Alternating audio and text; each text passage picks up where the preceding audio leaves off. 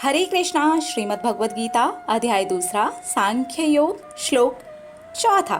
अर्जुन उवाच कथं भीष्ममहं संख्ये द्रोणं च मधुसूदन ईशुभिः प्रतियोत्स्यामि पूजाराः वरिसुदन। अर्जुन कहते हैं, वरिसूदन, हे शत्रुहंता, शत्रुओं के संहारक, शत्रुओं को मारने वाले, मैं कैसे मारूं? भीष्म पितामह, द्रोणाचार्य, ये पूजनीय है मेरे लिए। अरे मैं पलट करके इनके ऊपर बाण कैसे चलाऊं? हे वरिसूदन, मुझे ये बताइए मैं ये कैसे करूं? ये मुझसे नहीं हो रहा। मेरे भीष्म पितामह मेरे सामने खड़े हैं, मेरे द्रोणाचार्य गुरु जो कि मेरे पूजनीय हैं, मैं ये कैसे करूं? ऐसा हमारे साथ होता है ना। इस श्लोक को हम अपने जीवन में लगाते हैं। कुछ चीज़ें ऐसी होती हैं हमारी ज़िंदगी में जो कि हमें कष्ट दे रही होती हैं, हमें कष्ट हो रहा होता है। वो इच्छाएं होती हैं, बुरी आदतें होती हैं, संगति भी होती है, हमारे विचार भी होते हैं। इस तरह की बहुत सारी चीज़ें होती हैं जो हमारे ही अंदर पनप रही होती हैं। हम अपने अंदर की महाभारत की बात कर रहे हैं, हम अपने अंदर की महाभारत की चर्चा कर रहे हैं, तो वो हमारे अंदर ही हैं। इच्छाओं का हावी हो जाना, उनके प्रति ज़रूरत से ज़्यादा सेंसिटिव हो जाना, उसके बाद एक पे एक कर्म करते चले जाना, और फिर हमें लगता है इनके बिना हमारा जीवन ही नहीं है, यही पूजनीय है।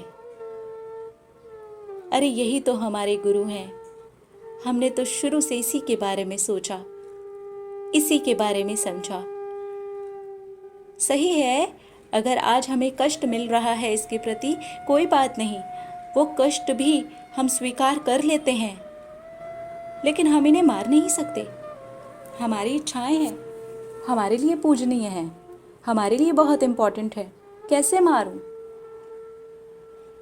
कई सालों तक मैंने इसी चीज़ के बारे में सोचा है। कई सालों से यही तो एक इच्छा है जो पनप रही है। कई सालों से यही तो एक बुरी आदत है जो पनप रही है। कई सालों से यही तो सोच विचार हैं जो पनप रहे हैं। अब आज इतने पनप के बड़े हो गए हैं, क्या वो मुझे मेरे गुरु दिखाई दे रहे हैं? भले ही आज वो मुझे मार देने के लिए बिल्कुल मेरे सामने खड़े हैं, भले ही वो पूरी पूरी रात मुझे रुलाते हैं, भले ही वो रात दिन मुझे नोचते हैं, भले ही मेरे हृदय में से खून का रिसाव होते हुए भी वो देखते हैं। चाहे फिर वो मेरी इच्छा हो, चाहे फिर वो मेरी बुरी आदत हो, चाहे फिर वो मेरी ज़रूरत से ज़्यादा चलने वाले विचार हों। यही तो है असली महाभारत के अंदर। अगर सबसे बड़े कोई विलन है तो वो यही है, हमारी इच्छाओं का हम पर हावी हो जाना, उसके साथ में जुड़ी हुई सेंसिटिव जो फीलिंग होती है, जो बुरी तरीके से हमें मार रही होती है, उसके ना पूरा होने पर, और उसके पूरा होने पर भी हम बहुत ज़्यादा ही एकदम से खुश हो जाते हैं। फिर अगर उस चीज़ में कोई भी दिक्कत आती है, फिर हम गिरते हैं। इसी का मतलब है ज़रूरत से ज़्यादा सेंसिटिव हो जाना। यही तो है, ओरिजिनल विलन यही है हमारे महाभारत के। हमारे भी मन में ना ये सवाल आता है, कैसे मारें? ठीक है, आप हमें ताकत दे रहे हैं, ठीक है श्री कृष्ण, आप हमें पूरा साहस दे रहे हैं, हमारा सपोर्ट कर रहे हैं, आप हमें बोल रहे हैं कि तुमको ये शोभा नहीं देता, लेकिन मैं क्या करूं? ये तो अब मेरे लिए पूजनीय है। अगर हम अर्जुन की कहानी में अपनी कहानी को लगाएं तो हम देख सकते हैं ना, हमारी इच्छाएं जो हम पर हावी हो गई हैं, नहीं पूरी होती हुई दिखती तो क्या हाल होता है हमारा। हमारे ऐसे सपने जो हमने बहुत टाइम से देखे हुए हैं नहीं पूरे होते तो क्या हाल होता है हमारा। यानी कि अब वही सपने, वही इच्छाएं हमारी दुश्मन बन गई हैं। हमें खुशी देने की बजाय हमें दुख दे रही हैं। हमारे हृदय में से जो रक्त का रिसाव हो रहा है उसे वो आराम से बैठ करके देख रही हैं। तो सचमुच में ये हमारे अपने हैं, ये हमारे गुरु हैं, ये पूजनीय है। युद्ध तो युद्ध है। अब अगर वो पूजनीय बन भी चुके हैं ना, इतने सालों से अंदर रखने के बाद में, तो युद्ध है। बाण अगर चलता है, तलवार अगर चलती है तो मारने के लिए चलती है, फूल बरसाने के लिए नहीं। युद्ध में यही होता है, या तो जीतेंगे या हारेंगे। तो बस कमर कस लेते हैं, गांठ बांध लेते हैं आज के बाद इस बात को